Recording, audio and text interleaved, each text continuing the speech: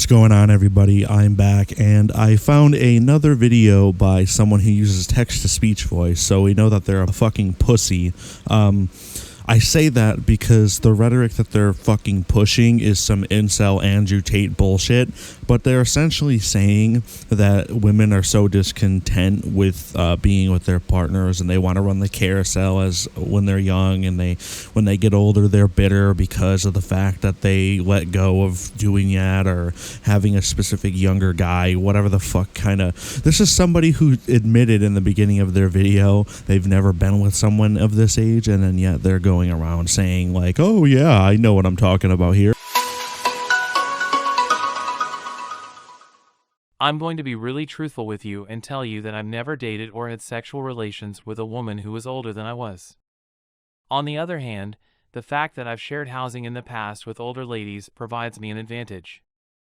Their intrinsic pessimism may be traced back to a lifetime of willful self-destruction, which may also be the reason why the majority of them are unpleasant to be around. So he just fucking admits he's got a fucking grudge. Oh, they're so fucking unpleasant to be around.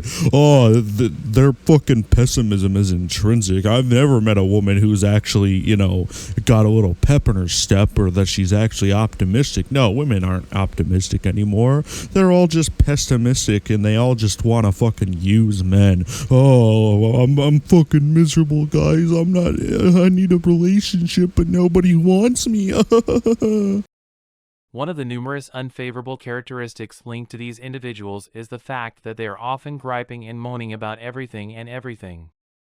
They are not trustworthy in any circumstance. I still can't believe that I've been forced to put up with older women as my roommates all these time. Dude, you aren't forced to do anything. Your choice to stay with an older woman was specifically on fucking you, dude. You made the decision to go and stay with them out of necessity, probably, but guess what? It's still a fucking choice. There's other younger people that you could have stayed with. And, you know, judging by the fact that you're not using your real voice or your real face and you're using text-to-speech, I'm willing to wager that you weren't very pleasant to be around with them either, because you have this outlook that it sounds like a 14-year-old boy who got broken up with is dealing with. It really sounds like that. It really sounds like you just are a pussy and you have an issue with women because what? Oh, you got broken up with, someone hurt your feelings? If you don't believe me, just look at the married older men around you and try to convince me that they don't seem like empty shells of their former selves. So some older men have unfulfilling, shitty marriages because they shouldn't be with that person, and that's supposed to apply to everyone. How?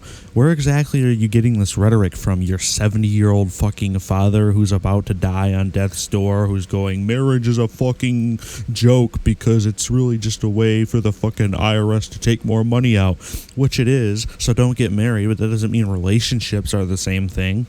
You should remember that older men are the ones in society who have the money and resources.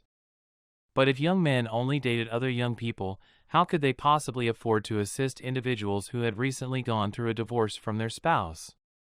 Whether they are women who have been out of the workforce for some time and are now returning to it, or the many self-proclaimed strong and independent women who have never made relationships a priority and are now finding romantic success elusive, issues of financial stability and partner availability are at the heart of the plight of today's single women.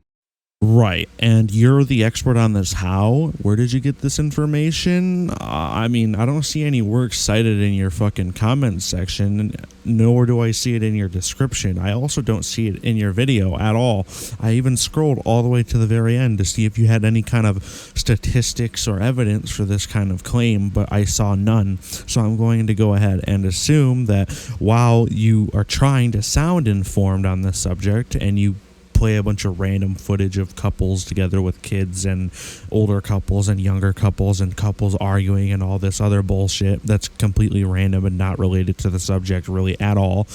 I'm going to assume that you don't know what you're talking about. And if you don't know what you're talking about, why are you speaking on the subject? It's like you have zero experience. Like I said, you sound like a 14-year-old boy who got broken up with by his girlfriend, did like a few statistic searches on marriages failing, and concluded after seeing that his parents aren't happy together that most married people aren't happy together.